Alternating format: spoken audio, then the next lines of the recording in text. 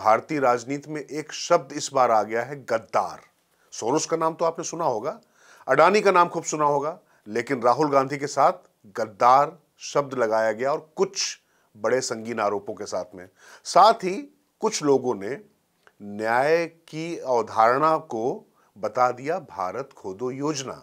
लेकिन वास्तव में क्या हो रहा है उस पर भी करेंगे चर्चा, और किसानों के नाम पर जो अराजकता है उस पर भी होगी बात, और साथ ही कुछ और मुद्दे हैं। लेकिन हर्षवर्धन, सबसे पहले मुझे लगता है कि ये जो गद्दार शब्द आया है, राहुल गांधी के लिए जो बातें कही है संबित पात्रा ने, अब चूंकि एक राष्ट्रीय दल ने एक प्रेस वार्ता में आधिकारिक तौर पर कुछ संगीन आरोप लगाए हैं, तो इन पर चर्चा करना जरूरी है और एक जो क्रोनोलॉजी है उस पर भी बात करना जरूरी है। कैसे देख रहे हैं इसको आप? नहीं, मुझे लगता है कि ये शायद भारतीय राजनीति में इससे पहले तो ऐसा आरोप किसी नेता प्रतिपक्ष पर नहीं लगा। बिल्कुल। और संबित पात्रा ने मतलब प्रेस कॉन्फ्रेंस में जो कुछ कहा है उसके साथ वो प्रमाण दे रहे थे कि देखिए ये बांग्लादेशी जर्नलिस्ट है, ये जॉर्ज सोरोस के साथ ये जुड़ा था, ये सलिल शेट्टी भारत जोड़ो यात्रा में शामिल होता है, ये किस तरह से राहुल गांधी जो जॉर्ज सोरोस के मुद्दे होते हैं उसको उठाते हैं, कैसे ये भारत की कंपनियों को नुकसान पहुंचाने की कोशिश करते हैं, कैसे भारतीय शेयर बाजार को कमजोर करने की कोशिश करते हैं। उसमें भी तो रिटेल इन्वेस्टर, छोटे निवेशक का पैसा लगा। बिल्कुल। अब वैसे तो बहुत ढेर सारे आरोप प्रत्यारोप चल रहे थे, लेकिन जिस तरह से मोदी अडानी को जोड़ के वो एआई के जरिए मोदानी बना दे रहे थे, अब जॉर्ज सोरोस और राहुल को जोड़कर भी एक चित्र बनाया गया है। नहीं, दरअसल मुझे लगता है कि मोदी और जो अडानी का जो आरोप है उससे कुछ लोग सहमत हो सकते हैं, असहमत हो सकते हैं, लेकिन एक बड़ा सवाल है कि खास तौर से एक उद्योगपति जो चाइनीज कंपनियों को लगातार मात दे रहा हो और जब उसका नुकसान हो रहा हो तो उसकी जगह चाइनीज कंपनियों को ही फायदा मिल रहा हो, ऐसी स्थिति में जॉर्ज सोरोस के साथ में राहुल की तस्वीर लगाना, मैं तथ्यों पर बात नहीं कर रहा हूं, जो सामने तस्वीर आई है, पर्सपेक्टिव है, उस पर बात कर रहा हूं। ज्यादा घातक क्या है? नेता प्रतिपक्ष के तौर पे जो बात हर्षवर्धन कह रहे हैं उसको समझिए। नेता प्रतिपक्ष पर गद्दार होने का आरोप, क्योंकि नेता प्रतिपक्ष जो है लोकतंत्र का जो एक पूरा एक हमारा ढांचा है उसमें जो कस्टोडियंस होते हैं उसकी भूमिका होती है। लेकिन अगर वो कहीं भारत की बढ़ती ताकत को, भारत की जो संभावनाओं को अपने राजनीतिक हितों के लिए अगर नुकसान पहुंचा रहा, कई बार तो ऐसा नहीं लगता है कि सुपारी किलर टाइप के हो गए हैं? नहीं, ये खतरनाक है। और देखिए अब ये तो तय जनता करेगी, लेकिन मोदी अडानी के रिश्तों को लेकर जो जो कहा जाता रहा, जनता ने तो उसको उस तरह से नहीं देखा। हाँ। अगर देखती तो 19 और 24 का ये मैंडेट, अरे महाराष्ट्र का, हरियाणा का, मध्य प्रदेश, राजस्थान, छत्तीसगढ़ का, उत्तर प्रदेश का, मतलब ढेर सारे हैं। लेकिन सवाल यहाँ दूसरा है, राहुल गांधी और जॉर्ज सोरोस के रिश्तों को लेकर जो कहा भाजपा ने, उस पर जो प्रतिक्रिया आई है वो बड़ी विचित्र है। गाली गलौज है, प्रतिक्रिया गाली गलौज शुरू हो गई है, तर्क न थोड़ी है, जाने क्या करें। लेकिन होना तो ये चाहिए था, दो चीजें हैं, या तो अगर भारतीय जनता पार्टी राहुल गांधी को गद्दार गलत कह रही है तो आप सीधे भारतीय जनता पार्टी पर मानहानि का दावा करिए, जो नितिन गडकरी और भारतीय जनता पार्टी के नेताओं ने किया, आप न्यायालय में जाइए। लेकिन वो नहीं हुआ क्या? उन लोगों ने कुछ और बताना शुरू कर दिया, गालियां देना शुरू कर दिया कि देखो ये लोग तो अडानी के एजेंट हैं। तो अब अडानी के एजेंट और सोरोस के एजेंट, इसको जनता कैसे देखेगी? और जॉर्ज सोरोस का भारत से क्या लेना देना भाई? उसके बावजूद वो प्लेज करता रहता है $1 बिलियन देंगे, नरेंद्र मोदी को हटा देंगे। अडानी तो इसी देश के नागरिक हैं, अडानी तो एक बड़ी कंपनी चला रहे हैं, अडानी तो, आप अगर ये भी कह रहे हैं, मैं तो इसको भी गलत नहीं मानता, अगर नरेंद्र मोदी की वजह से, प्रधानमंत्री नरेंद्र मोदी की वजह से भारत की कंपनी को दुनिया के दूसरे देशों में ठेका मिल रहा है, काम मिल रहा है, तो इसमें गलत क्या है भाई? नहीं, इसमें कौन सी बुराई? एक बात और हर्षवर्धन, ये जो पूरे देश में जब भी कुछ बेहतर अर्थव्यवस्था होने लगती है, अचानक तमाम आंदोलन खड़े हो जाते हैं। मैं जो किसानों से जुड़ा हुआ मुद्दा है या जो तमाम चीजें हैं, भाई आप भी किसान परिवार से आते हैं, मैं भी किसान परिवार से आता हूं, ये जो तमाम बिल पर तो मैं अभी चर्चा ही नहीं कर रहा हूं, लेकिन ये क्या लगा रखा है कि जब मन किया दिल्ली कूच कर दो, जब मन किया तब सिर उठा दिया। अच्छा ये बताइए, ये अच्छा कि आपने कह दिया, चलिए मैं वो पंजाब वाले किसानों के आंदोलन पे बाद में आऊंगा। अभी ये नोएडा, ग्रेटर नोएडा से कुछ किसान चढ़ गए थे, बिल्कुल 6 घंटे नोएडा ग्रेटर नोएडा एक्सप्रेसवे जाम रहा।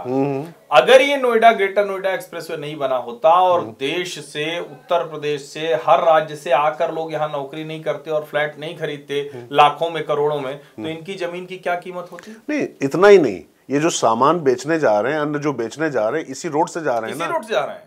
नहीं, मैं तो ये कह रहा हूँ, कई बार वो कहते हैं कि हमारी जमीन बिक गई, हमारे बाप दादाओं की जमीन पर लोग बैठे। अरे भाई, वो हमने पैसा दे के लिया है, हमने मतलब जो भी यहाँ फ्लैट लेके कोठी लेके रह रहा है, और आपको उसका मुआवजा मिल चुका। बिल्कुल, कई कई मामलों में तो एक एक दो दो बार बढ़ के मिल चुका। अब ऐसे तो नहीं हो सकता ना कि आज सुबह हम उठे, घर में सब खत्म हो गया, खर्चा पानी नहीं चल रहा है, या कहे कि अच्छा दूसरे के पास पजेरो गाड़ी आ गई तो यार चलो मुआवजा मांग लेते हैं, पुराना वाला बचा हुआ है चलो फिर मांग लेते हैं। ये खतरनाक है। और देखिए, यही प्रवृत्ति पंजाब के किसानों की भी है, चल पड़ते हैं वो। अच्छा यार, साल के जब तुम भैया मतलब 12 महीने में 7-8 महीने 10 महीने तुम आंदोलन करते रहते हो, तो खेती कब करते हो? नहीं, एक सवाल और मैं समझना चाह रहा हूँ हर्षवर्धन, आपने एक ट्वीट किया था, आपने किया था जो उपराष्ट्रपति हैं धनखड़ साहब, कि ये सतपाल मलिक बनने की राह पर हैं, वो क्या मामला था, क्या हो गया था? थोड़ा सा बताइए दर्शकों को, ये बहुत महत्वपूर्ण है, जरा ध्यान से सुनिएगा। ये बड़ा अच्छा आपने याद दिलाया। अच्छा देखिए, जगदीप धनखड़ जी चूंकि उपराष्ट्रपति हैं, संवैधानिक पद पर हैं, तो मैं कोई भी शब्द उनके बारे में ऐसा नहीं कहूंगा, लेकिन जो मैं कहूंगा उसको आप सुनिए और समझिए। वो अति विनम्र हैं, इतने विनम्र हैं कि वो विद्रोही हो ही नहीं सकते। फिर काहे को वो विद्रोही टाइप दिखने लगे थे? ICAR का प्रोग्राम था, एग्रीकल्चर मिनिस्टर बैठा हुआ, अब आप ही के साथ आया, आपके साथ गया, तो आप बता देते ना। लेकिन वहां पर किसानों की जिस तरह से चिंता की गई, वहां पर जिस तरह से MSP पर देंगे कि नहीं, क्यों नहीं देंगे, और उस पे सदन में बाकायदा MSP पर सरकार खरीद रही है, हमारी सरकार खरीद रही, कांग्रेस की सरकार नहीं खरीद रही थी, ये बताते हुए शिवराज सिंह चौहान ने बताया कि हम ये करने जा रहे हैं। फिर उन्होंने, शिवराज सिंह चौहान जो लाडली बहनों के लाडले भाई थे, अब जगदीप धनखड़ ने उनको नई उपाधि दे दी, लाडले, किसानों के लाडले शिवराज हो गए। तो अब लाडले किसान भी हो गए। तो मुझे लगता है कि जो ये पूरी राजनीति थी, ये जो एनार्किस्ट की पॉलिटिकली मोटिवेटेड जो फार्मर लीडर हैं, या उसमें कुछ जो असली किसान भी फंसे रहते हैं, उन सब को ध्वस्त करने के लिए जगदीप धनखड़ का थोड़ा सा सत्यपाल मलिक अवतार आया। सदन में शिवराज सिंह चौहान के साथ बातचीत हुई और शिवराज सिंह चौहान ने वो सारी मांगे मान ली। और आज बड़ा, जिसको कहते हैं ना कि हम जब ये चर्चा कर रहे हैं, तो उस वक्त अखबारों में जो छपा उस पर चर्चा हो रही है कि भैया सरकार तो MSP पर दे रही है, लागत का 50% से अधिक दे रही है। तो इन किसान नेताओं की पूरी राजनीति नरेंद्र मोदी ने ध्वस्त कर दी। मतलब कुल मिला के, जैसे था ना महाराष्ट्र चुनाव के समय, हम लोग एक बात कह रहे थे कि अजीत पवार को इतना क्यों चढ़ा रहे हैं भैया, अगर घटी दरों पर अगर आप ले आएंगे तो आपको फायदा क्या होगा। लेकिन आपको थोड़ा सा शायद हो सकता है आश्चर्य हो कि हम सोरोस से एकदम से किसान पर आ गए। दरअसल ये जो किसान आंदोलन जो उस समय हुआ था पंजाब वाला, ये मैं लाया इसलिए था क्योंकि जरा इस कड़ी को समझिए। राहुल गांधी नेता प्रतिपक्ष के तौर पर अमेरिका जाते हैं, उसके बाद अभी भी उनके 4 दिनों का हिसाब किताब सामने नहीं आया है हर्षवर्धन।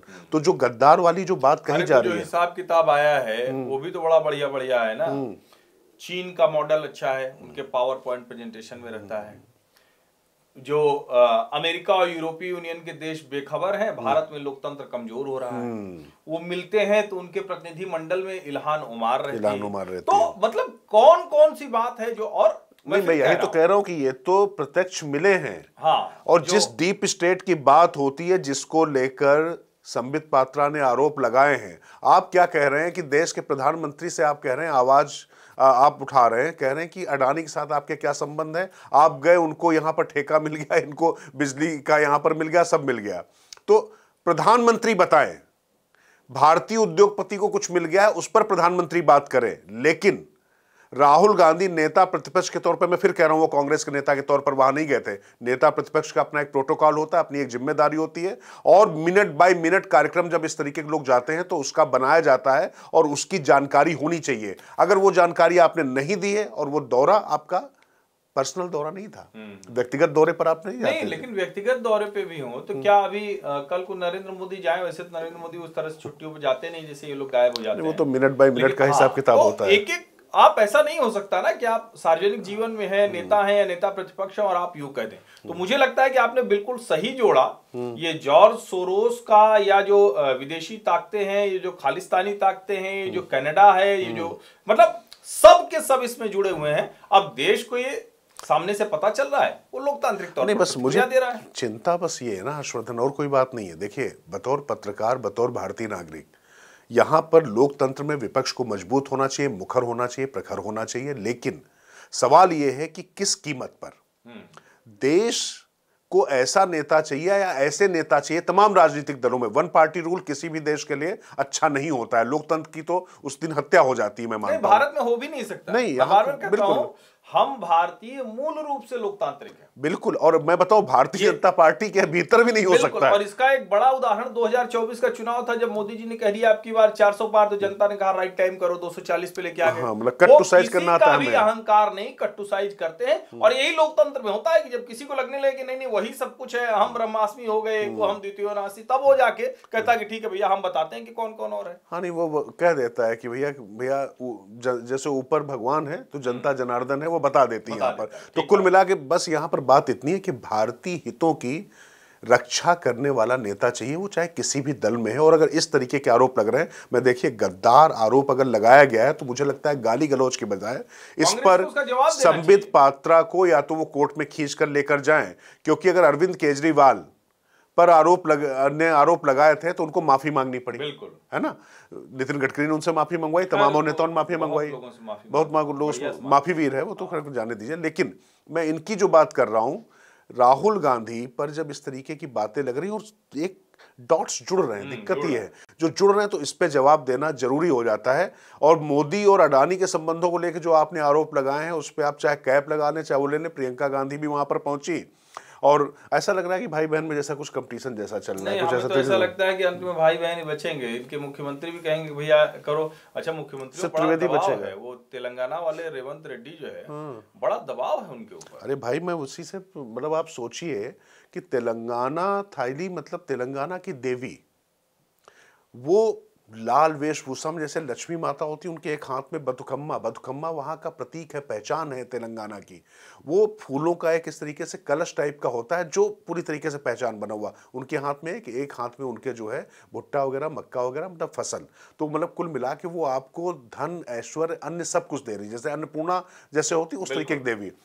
उनका स्वरूप बदल दिया और कांग्रेस के चुनाव चिन्ह को देवी के हाथ से जोड़कर रेवंत रेड्डी ने जो नीचता की पराकाष्ठा की है, साड़ी का रंग बदल दिया, हरा लोग कह सकते, तो हरा तो खैर चलो मान लो हरियाली से भी होता है, तमाम हरियाली तीज में भी लोग हरा पहनते हैं, लोग दूसरे तरीके से भी उसको देखेंगे। लेकिन जब आप ऐसे, राहुल गांधी कहते हैं ना कि डरो मत, ये अभय मुद्रा, तो ये अभय मुद्रा वाला हाथ कर दिया, जबकि उनके उस हाथ में बथुकम्मा है और एक हाथ में अन्न है। एक चीज राजेश्वर में यहाँ कहूंगा, ये अभय मुद्रा वाला नहीं है उनका वो हाथ का निशान है पंजा, वही कह रहा हूँ। अभय मुद्रा वो कह भले रहे, उनको तो यही नहीं पता है, वो तो उनकी भी अभय मुद्रा बना दे रहे हैं जिनका कोई चित्र नहीं है, जिनकी कोई जानकारी, तो इसलिए अभय मुद्रा नहीं, उनको ज्ञान भी नहीं है अभय मुद्रा का, लेकिन वो हाथ का चिन्ह है। लेकिन मैं तो कह रहा हूँ कितना दबाव है रेवंत रेड्डी के ऊपर। 100 करोड़ रुपए अडानी फाउंडेशन ने प्लेज किया, उसको कहा कि अब हम नहीं लेंगे, और जो वहां के हित के लिए, बच्चों के हित के लिए था, स्किल यूनिवर्सिटी का। और दूसरा, आप जब राज्य में ये जो आप कह रहे हैं ना, बड़ा अच्छा आपने बताया, जो वहां की संस्कृति है, जो जिसको हम बार बार कहते हैं कि भाई हमारी जो संस्कृति है, हमारा जो कल्चर है, उसको लेकर ही परेशान रहते हैं।